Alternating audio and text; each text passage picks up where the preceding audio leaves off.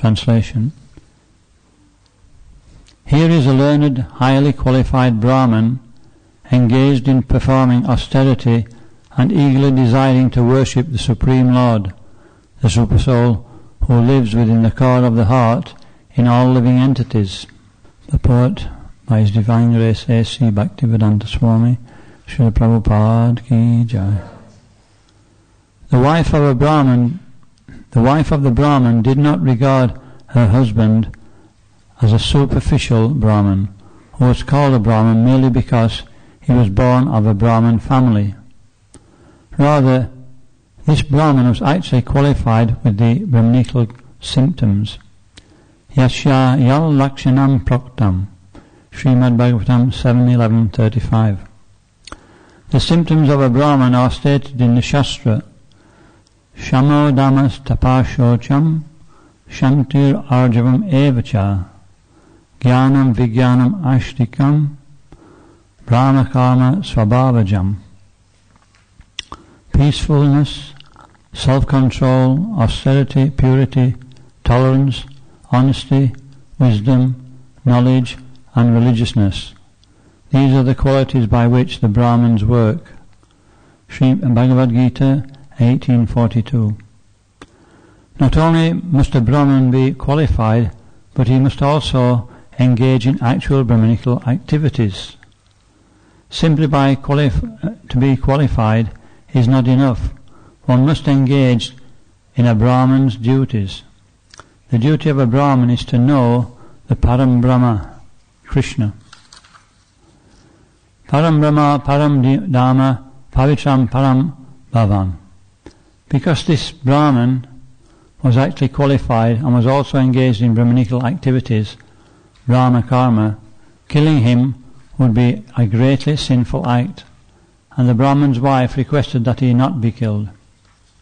Om Gantimirandasya Gyananjana Shalakaya Chakshurun Militam Jena Tasmai Shri Guruve Namaha Sri Chaitanya Manobhistam Stapitam Yena Bhutale Swayam Rupa Kadamayam Dadati Svavatantikam Vandeham Shri Guru Sri Yuta Padakamalam Shri Gurun Vaishnavamscha Shri Rupam Sagrajatam Sahagana Raghunatham Vitam Tam Sajivam Sadvaitam Savadutam Parijana Sahitam Krishna Chaitanya Jevam Shri Radha Krishna Padan Sahagana Lalita Shri Vishakan Vitamscha He Krishna Karuna Sindhu Dinabandho Jagatpate Gopesha Gopika Kanta Radha Kanta Namostute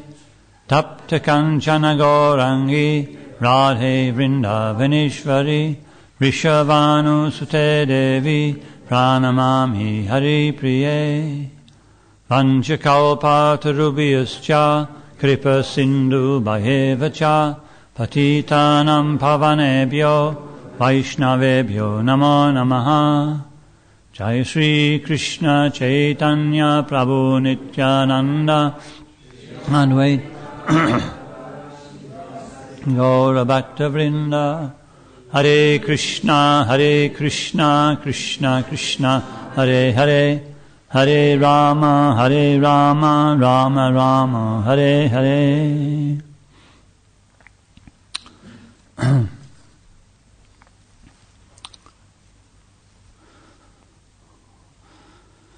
So this 9th canto of the Srimad Bhagavatam, it gives many dynasties, just like the Bible.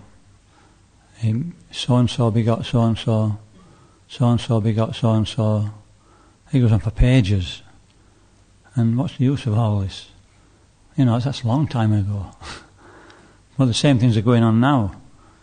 Is that, Maharaj Yudhisthira asked, what's the most amazing thing?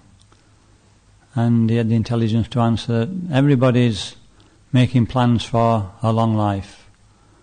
But we see all around us that everybody's life is being cut short. We don't know when and we don't know where. So therefore it's described that Maharaj Parikshit was fortunate in that respect, that he knew when and where. So he had time to prepare. So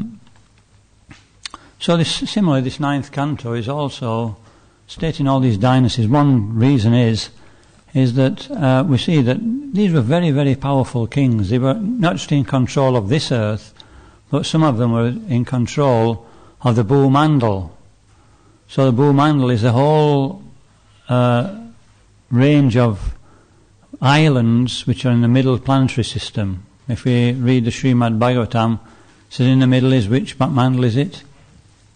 It's Janbudvip, and there's 9 Varshas, and then there's another Vip, and then a salt ocean, another Vip, and then a milk ocean, another one, a liquor ocean, another one, and a sugarcane ocean, and another one, right up to the end of the universe. And all these islands are inhabited, and the king was in charge of all that. So we can just imagine how powerful he was. But who remembers them now? They're only powerful by virtue that they're in the Srimad Bhagavatam. So that saying goes that nobody's really famous in this world, only a devotee. That the king's famous by being a devotee, and therefore his activities are there in Srimad Bhagavatam. And so in this page we see, later on actually in the, I think it's the 11th canto, it explains that the Mother Earth is laughing at all these kings. You fools. You were so powerful. You thought you could actually do so much. Now where are you? So Mother Earth's putting the cap on. That, don't try to enjoy this world. Even you become so successful, then it's just a waste of time. Actually, even as devotees, we were speaking yesterday about, this material contamination, it's not a small thing. We get a bodily contamination. And nowadays, these contaminations, Kali Yuga, they take some getting rid of. We need really heavy medicines. And eventually, I've got rid of it. But there's another one waiting, of course. And so similarly, this material world is the same. That contamination is much, much deeper. And therefore, even in devotional service, we bring in these contaminations. And this is where the distress lies. There's no problem with performing devotional service. It's just the way we see things, the paradigm through which we see things. When we see things through the proper paradigm, through the eyes of Shastra, through the eyes of the devotees, and through the eyes of the spiritual master, then very quickly we can overcome this suffering condition. But whenever we have the materialistic paradigms, many of them, then we'll experience so many difficulties. So Mother Bhumi in the 11th canto is warning us that, this 9th canto is just as important as the other 9 cantos. They're progressively more important. So Lord Krishna is giving an inclination, giving us some inspiration that, nobody can enjoy this world. So we come on to this verse where there's one king called, what's his name again?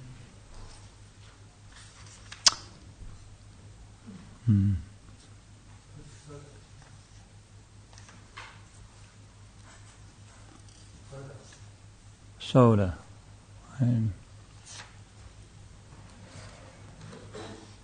Yes, Sudas. Also known as Kalma Sabhad. And he had another name as well. Anyway, he's one of the famous kings in the dynasty, and just shows you he was minding his own business. Somebody came into his temple, into his kingdom, and he happened to be the brother of somebody he'd actually killed. And he was so merciful, this Rakshasa, he killed the Rakshasa, and his brother, he said, okay, you seem to be reformed, I won't kill you. So the very same person came into his kingdom unknown and cooked meat in the kitchen and served his guest that meat, who happened to be a great sage, Vashishta. And Vashishta, somehow or other, this is the omnipotence of the Lord, or the covering potency of the Lord. Vashishta could understand that there was actually meat in the preparation, so he blamed Sodasa. You would have thought if he's got that vision, he could see that actually this is a Rakshasa who's cooked this in his kitchen. So this is the way the Lord works. He arranges situations so that, the pastime can be performed. He covered the Vashishta enough so that it would create difficulty for Sodasa, which we're reading about now. So this is the material world. We don't look for trouble, but trouble always comes. And when we settle down to accept that, then we can actually get on with devotional service.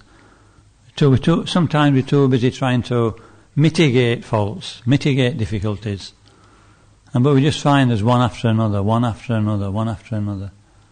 So, in Bhagavad Gita, this point's explained in the 14th chapter, in many chapters, but particularly in the 14th chapter. It's talking about the modes of nature. And it says a devotee doesn't try to enjoy the modes of nature, and he doesn't try to get out of the modes of nature. What? So what this particular verse is saying is that we learn to live in the modes of nature. We learn to live with the difficulties that we have. And that way we can actually resolve all conflicting difficulties within ourselves. While ever we're trying to mitigate anything, either subtle or gross, then we'll be in turmoil. As soon as we settle down that, actually, these things are going to come. All I can be concerned about with is devotional service. Actually, Dayananda Swami gave a talk last night. He was talking about, we're concerned with grains of sand. And because anything we home in on, it becomes huge. Is that right? It becomes, it completely takes over the mind. So we're absorbed in minor issues of this material world and this particular temporary body we're inhabiting at this moment. But these minor issues, they'll come and they'll go. So he said we should deal with these things in an appropriate way. But we shouldn't become attached to that situation. We shouldn't become attached to wanting our own solution to the problem. In other words, when we go out in the rain, we put some clothes on, and we usually put something to cover us from the rain. We're going to get wet through anyway if we stay out in it long enough. Unless we've got some Gore-Tex, I understand that's pretty good. And we take precaution. And we get on with our activities. So this is the same in the material world. We settle down to, the main point is, am I actually fixed in the service of Krishna?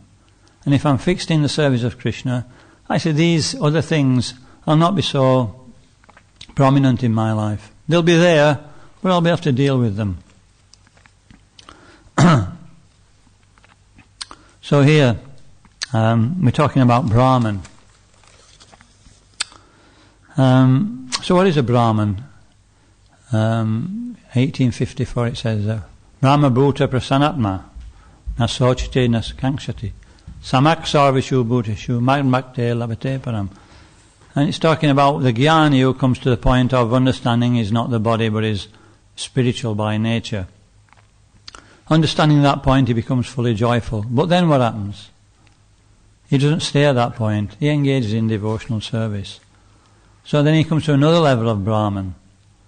By devotional service, one starts to see the super soul within the heart, or Krishna within the heart. And so this is the particular situation of this Sodasa. He's a Brahman on the platform of super soul realization. Vadanti tat vidas tatvanyajkanam advayam brahmati paramatmati bhagavatniti shabdite. That different transcendentalists will see Brahman in different ways. But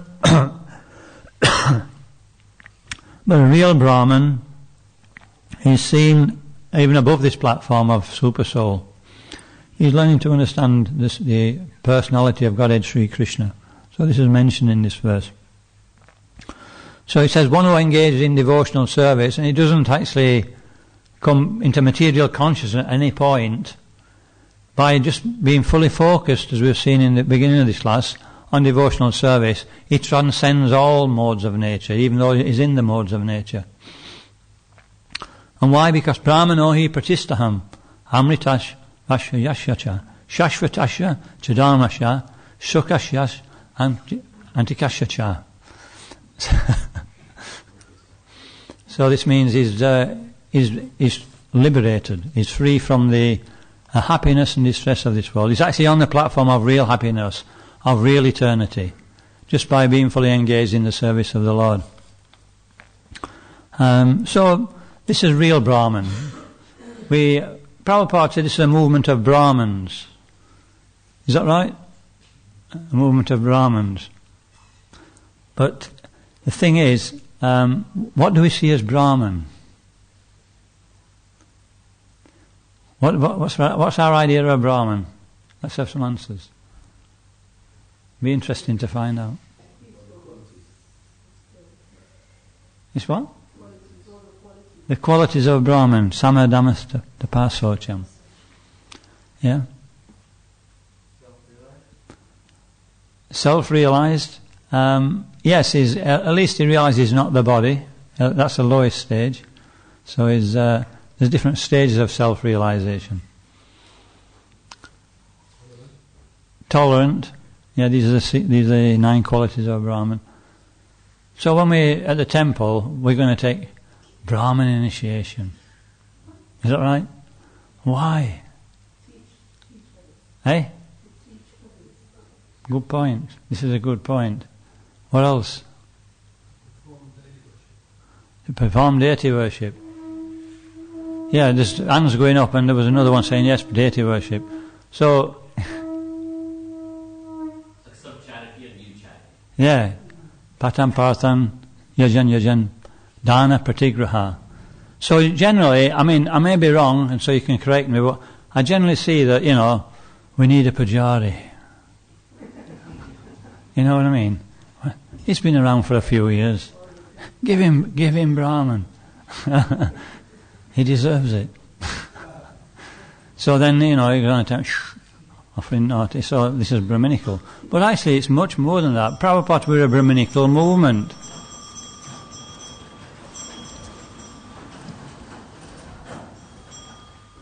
He says we're a Brahminical movement.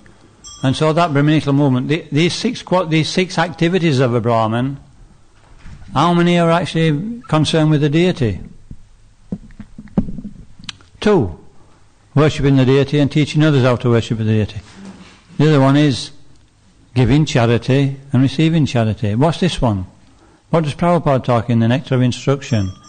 He talks about, people will come and they'll give some donation, they'll feed the devotees, and we will give them transcendental knowledge.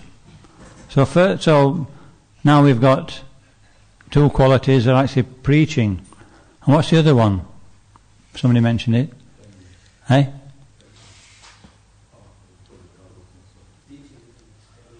Yeah, studying Shastra and giving Shastra. So, out of the 6 qualities of a Brahman, 4 of them are preaching. So, we're a preaching movement. We're totally designed for, accepting Krishna consciousness ourselves and giving it to others. This was Prabhupada's mood. I think I've given the story about when he was on a morning walk in Hyde Park, and one devotee from England, he was on the group who were following Prabhupada, and Prabhupada was talking about good fortune, how we come to devotional service by past pious activities. Krita punya punya, it mentioned in the Bhagavatam. And this devotee was thinking that, I can't remember performing any pious activities.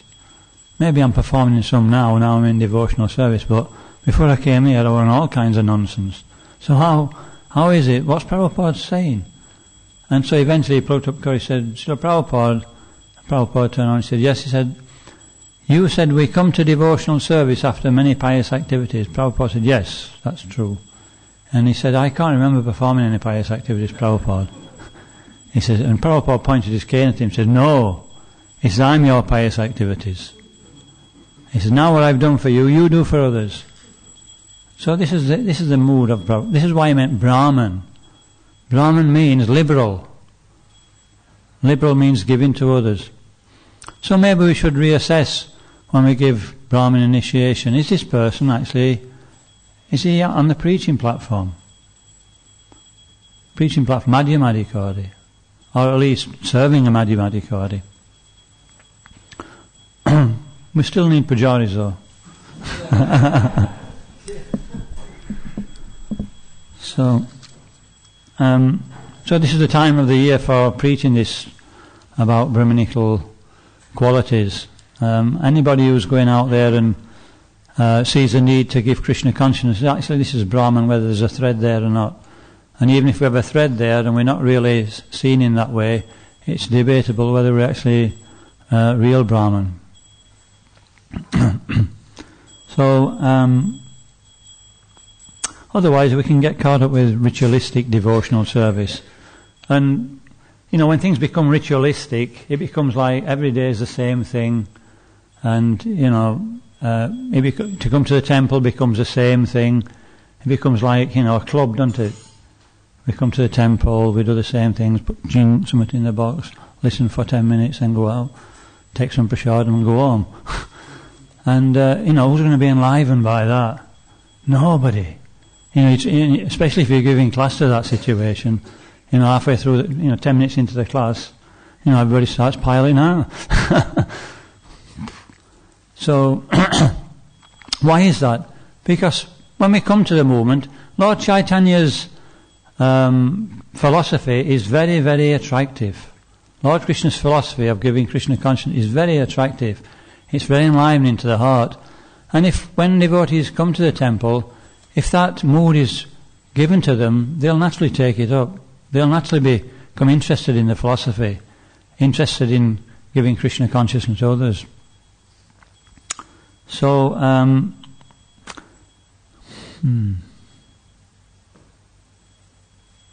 So in that verse in the Srimad Bhagavatam, we was just quoting about the 3 levels of Brahman vision. It says that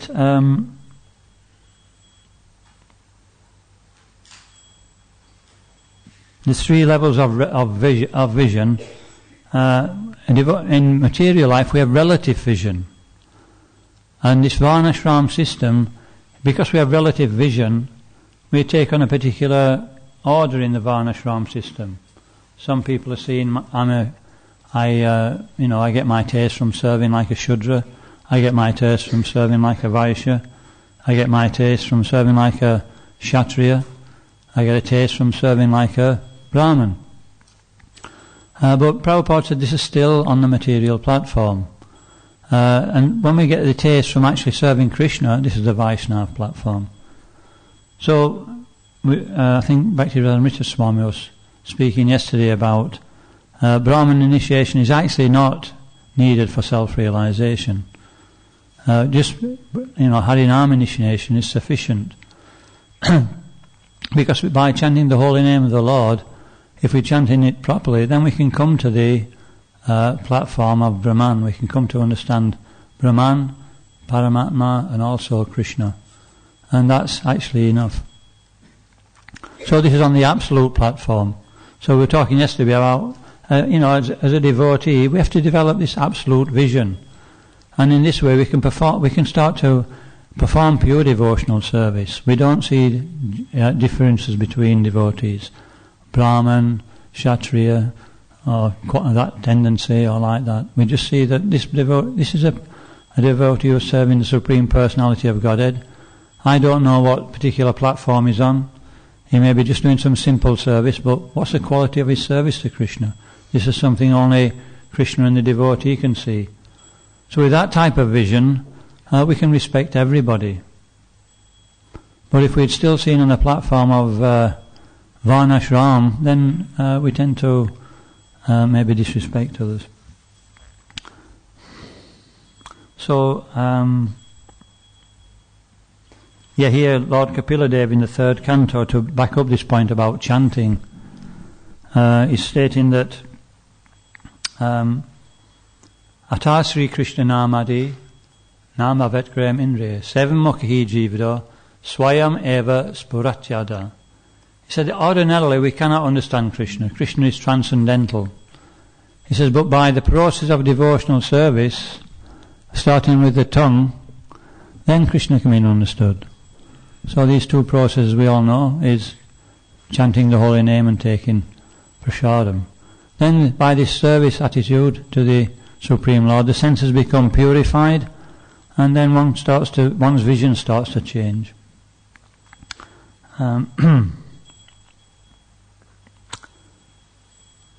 So when Lord Chaitanya was here, he purposely only gave 8 instructions on the Shikshastikam. And the first 3 instructions are all about chanting the holy name. So, there's some more points in this particular verse. Yes, that's the other point actually. One last point before we wrap up. Is that this Sodasha, he was cursed to be a Rakshasa by Vasishtha Muni. And so Prabhupada writes in the Bhagavad Gita how one takes on a body just like one make it out of one car into another one, and one has to act according to the limitations of that body. So this is pretty graphic that although he was a very elevated king, as soon as he was put into that situation, he couldn't even take that good instruction. He had to act according to the body. So this is the process of devotional service. I think it's in the 4th chapter. Is the devotee has to learn to control his nature, overcome the lower nature, and this is possible by devotional service. By hearing and chanting in the association of devotees, then this tendency to just act uncontrollably, we cannot control our situation, becomes overcome. And so this Sodashna, he was put into a very difficult situation, the body of a Rakshasa. And therefore he was finding it very difficult to follow these instructions of the Brahman's wife. So similarly in devotional service, we also find it very difficult to follow instructions. But Prabhupada writes in one purport in the Bhagavad Gita that one should strenuously try to overcome desire and anger. Because from one comes the other. Desire to satisfy the senses, and then when the senses are not satisfied, then comes we